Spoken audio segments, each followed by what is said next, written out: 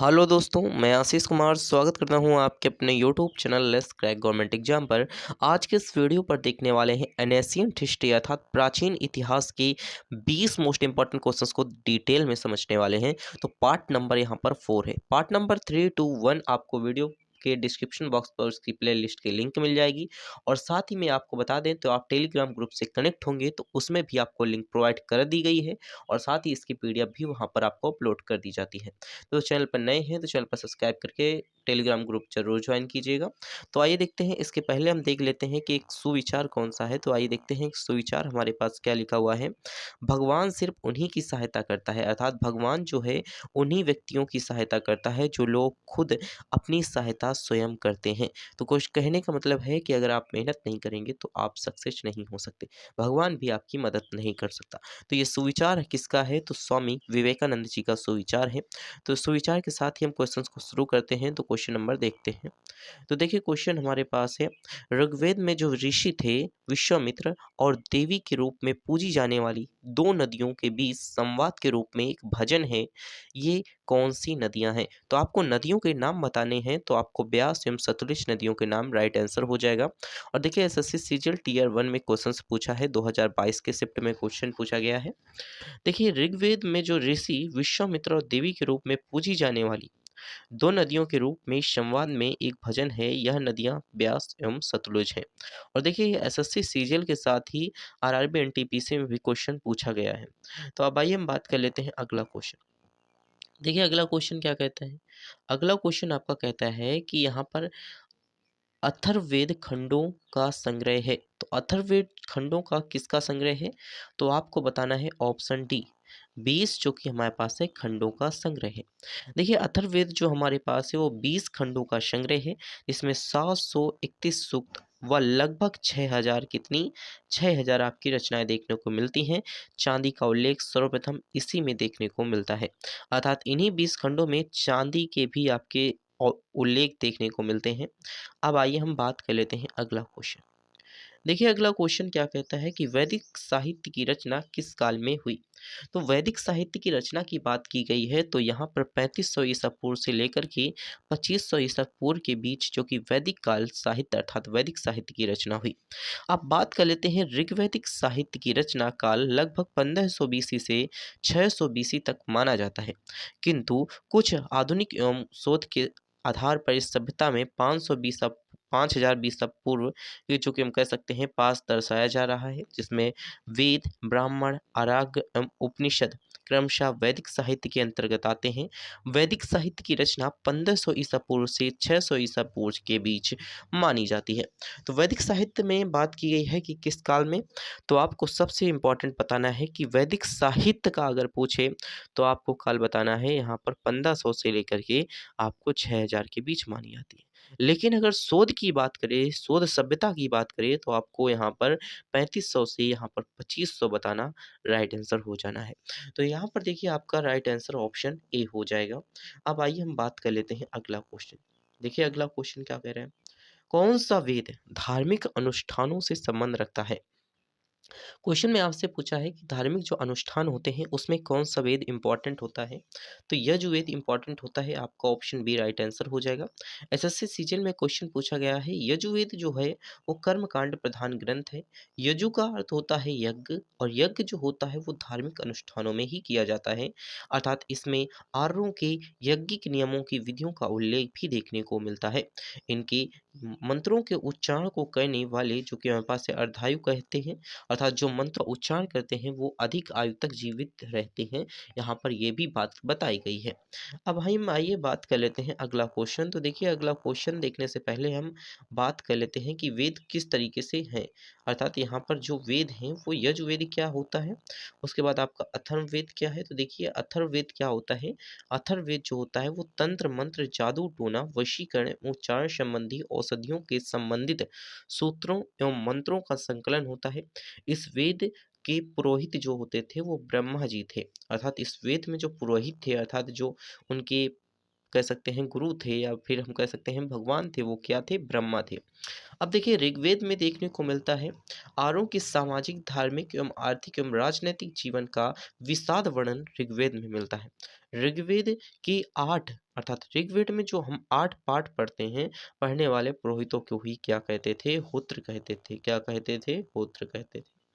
अब देखिए सामवेद क्या है? साम का अर्थ होता है गान से, अर्थात देखिए गाना गाना ही सामवेद का अर्थ होता है। सामवेद भारतीय संगीत का जनक भी माना जाता है। सामवेद का पाठ करने वाले पुरोहितों को उद्गाता कहा जाता था। तो यहाँ पर मोस्ट इम्पॉर्टेंट हो जाता है कि अथर्ववेद जो थे उन्हें क्या कहते थे? अथर्ववेद के पुरोहितों को। और इसी के साथ देखिए हम कह सकते हैं ऋग्वेद के पुरोहितों को क्या कहते थे, और इसी के साथ सामवेद के पुरोहितों को क्या कहते थे? ये क्वेश्चन में आपसे पूछ सकता है। अब आइए हम बात कर लेते हैं अगला क्वेश्चन।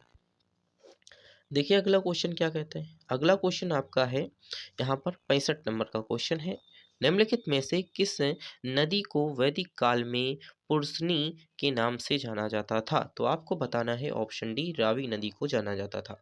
ये भी देखिए एसएससी सीजीएल में पूछा गया क्वेश्चन है, लेकिन ये यूपी त्रिपल एग्जाम में भी क्वेश्चन पूछा ही गया है। और देखिए रावी नदी को वैदिक काल में हम परुणी के नाम से जानते थे। 10 राज्य युद्ध का उल्लेख जो कि ऋग्वेद के 7वें मंडल में देखने को मिलता है। इस युद्ध जो कि हमारे पास है कह सकते हैं परवेणी नदी के तट पर सुदास एवं 10 जनों के बीच लड़ा गया था। इसमें जो सुदास थे विजय हुए थे। रावी नदी हिमाचल प्रदेश की जो कि कंगाड़ा जिले में होदगात दर्रे से निकलकर हिमाचल प्रदेश की जम्मू कश्मीर और पंजाब होते हुए पाकिस्तान में चली जाती है। अकस्मित जो हम कह सकते हैं आकर्षणी को चिनाव, यशोदती को सतलज एवं विपाशा को ब्यास के आधुनिक नाम से जानते हैं। तो यहाँ पर आपसे क्वेश्चन बहुत सारे बन सकते हैं कि रावी नदी कहाँ पर है? हिमाचल प्रदेश में है, भांगड़ा जिले में, जो कि होदगात दर्रे से निकलती है। अब क्वेश्चन आपसे पूछ सकता है कि हिमाचल प्रदेश, जम्मू कश्मीर, पंजाब होते हुए पाकिस्तान जाती है। और इसी के साथ क्वेश्चन आपसे पूछ सकता है कि सतलुज को सत्तुदद्री या फिर हम कह सकते हैं चिनाव को अकसनी और विपाशा को ब्यास और किस नाम काम से जानते हैं? ये क्वेश्चन आपसे पूछ सकते हैं। अब आइए हम बात कर लेते हैं अगला क्वेश्चन। देखिए जो रावी नदी है, रावी नदी का ऋग्वैदिक नाम क्या है? क्वेश्चन में आपसे पूछा है। तो रावी की नदी का ऋग्वैदिक नाम आपको यहाँ पर परोड़सी बताना है। क्या बताना है? परोड़सी जो कह सकते हैं ऋग्वैदिक नाम है, जो कि हम कह सकते हैं रावी नदी का है। एसएससी सीजीएल में क्वेश्चन पूछा है ऋग्वैदिक काल, और देखिए आरपीएफ कांस्टेबल में भी क्वेश्चन पूछे गए हैं। ऋग्वैदिक काल में भारत के अनेक नदियों का उल्लेख मिलता है, जिसमें प्रमुख रूप से सतलज, ब्यास, झेलम, गंगा, यमुना, सरस्वती, चेनाब और गणक इत्यादि जो कि ऋग्वेद की गंगा को 1 बार तथा यमुना को 3 बार उल्लेख देखने को मिलता है। अब आइए हम बात कर लेते हैं अगला क्वेश्चन। देखिए अगला क्वेश्चन क्या कहता है? अगला क्वेश्चन आपसे कहता है कि निम्नलिखित में से कौन जो है 7 विद्वान आर्यों की तिब्बत होम थ्योरी से संबंधित हैं? तो आपको बताना है दयानंद सरस्वती। एसएससी सीएसएल में क्वेश्चन पूछा है आर्यों के उद्गम स्थानों के बारे में कई विचार प्रचलित हैं। दयानंद सरस्वती ने आर्यों के उद्गम स्थल तिब्बत कहा है, जबकि मैक्स मूलर ने आर्यों का उद्गम स्थल मध्य एशिया कहा है, जबकि ग्लाइसिस एवं मैडकैंडिंग आर्यों का उद्गम स्थल दक्षिण पूर्वी यूरोप कहा है, जबकि बाल गंगाधर तिलक ने आर्यों का उद्गम स्थल उत्तरी ध्रुव कहा है। ये सारे क्वेश्चन इंपॉर्टेंट हैं आपके लिए। अब हम आइए बात कर लेते हैं अगला क्वेश्चन। देखिए अगला क्वेश्चन है शाक्य दर्शन संप्रदाय की स्थापना जो हुई थी वो किसने की थी? तो आपको बताना है शाक्य दर्शन संप्रदाय की जो स्थापना की थी वो हमारे पास है कपिल देव ने की थी। किसने की थी? कपिल देव ने की थी, जो कि हमारे पास है शाक्य दर्शन की स्थापना की थी। और देखिए शाक्य दर्शन संप्रदाय की स्थापना कपिल देव द्वारा की गई थी। शाक्य दर्शन भारतीय दर्शन के 6 प्रकारों में से एक है, जो कि प्राचीनतम काल से अत्यंत ही लोकप्रिय था। तो आपको यहाँ पर मोस्ट इंपॉर्टेंट क्वेश्चन हो गए। अब हम आइए बात कर लेते हैं अगला क्वेश्चन। देखिए अगला क्वेश्चन क्या कहता है? तो अगला क्वेश्चन आपका क्या कहता है, आइए देखते हैं। तो अगला क्वेश्चन आपके पास है कि यहाँ पर कुल कितने वेदांत हैं? क्वेश्चन में पूछा है कि कुल कितने वेदांत हैं? तो आपको बताना है बी, ऑप्शन बी, अर्थात 6 वेदांत हैं। अब उन 6 वेदांतों को भी देखेंगे कि 6 वेदांत कौन-कौन से हैं। तो देखिए वेदों की भांति हम कह सकते हैं भांति-भांति समझने के लिए 6 वेदांतों की रचना हुई, जिसमें शिक्षा, ज्योतिषी, कल्प, व्याकरण, निषुद्ध और हमारे पास है छंद है।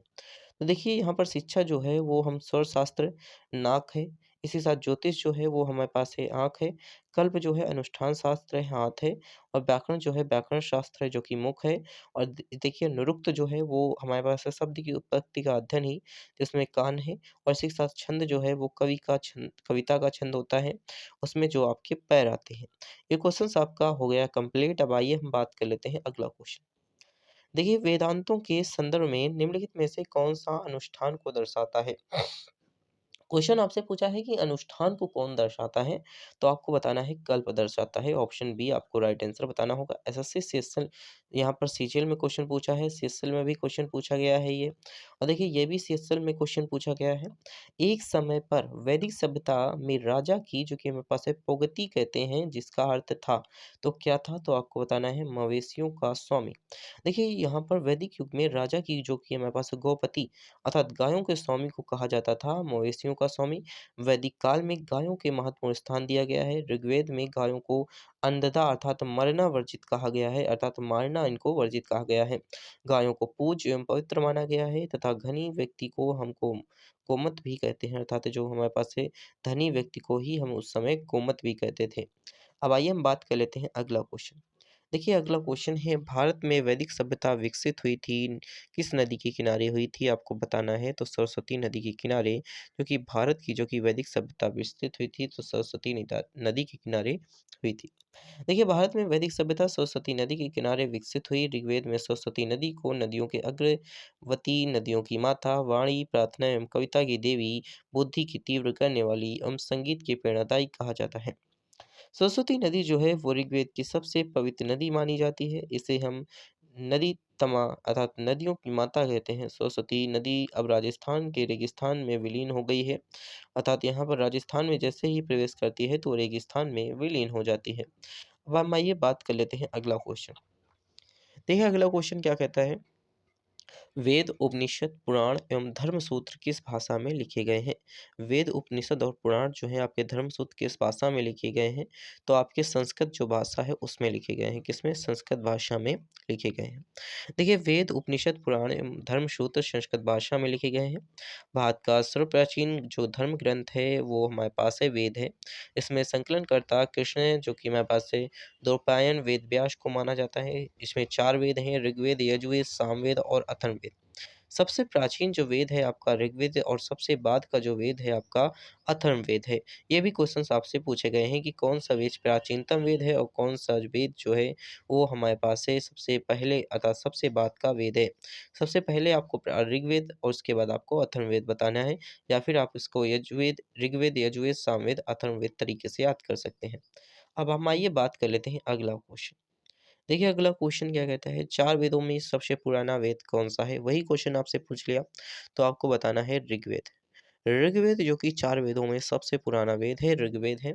ऋग्वेद सबसे पुराना वेद है, इसमें सनातन धर्म के सबसे आरंभिक स्रोत हैं। वेदों की संख्या ऋग्वेद, यजुर्वेद, सामवेद, अथर्ववेद 4 हैं।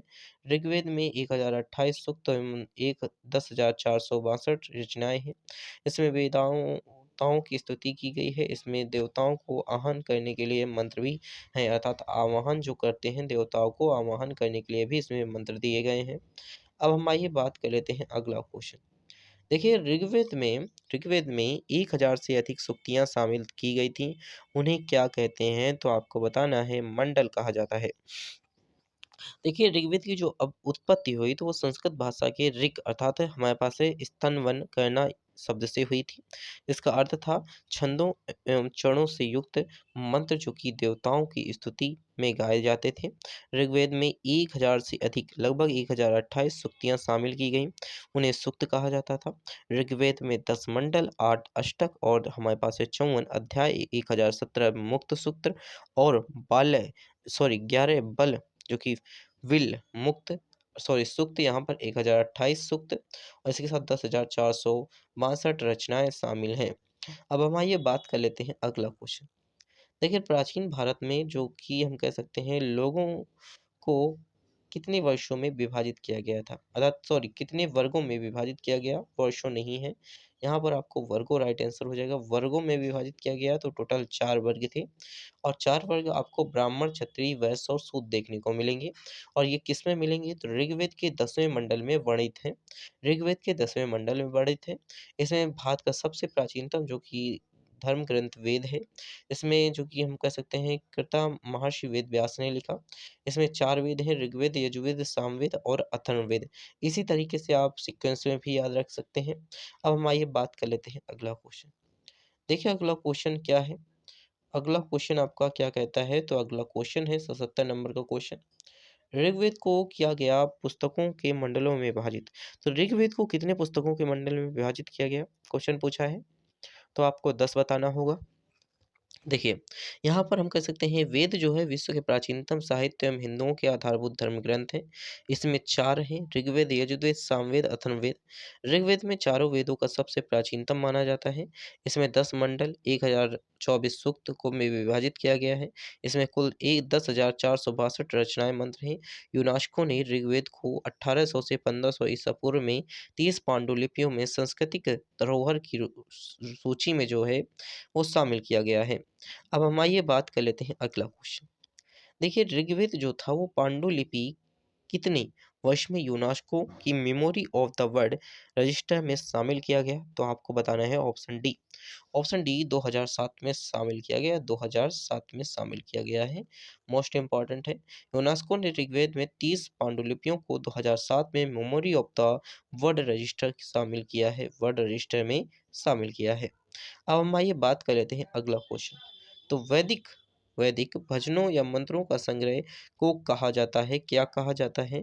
तो आपको बताना है संहिता कहा जाता है। क्या कहा जाता है? संहिता। वैदिक भजनों या मंत्रों के जो संग्रह हुए उसे संहिता कहते हैं। एसएससी सीपीओ एसआई में और ये आरपीएफ कांस्टेबल में क्वेश्चन पूछा है। देखिए संहिता जो है वो हिंदू धर्म के प्राचीनतम एवं सर्वोत्तम धर्म ग्रंथों में से एक मंत्र वाला खंड है। ये वैदिक जो कि हम कह सकते हैं वागम की पहला हिस्सा है। इसमें काव्य रूप में देवताओं के यज्ञ के लिए स्तुति की गई है। इसमें भाषा वैदिक संस्कृत थी।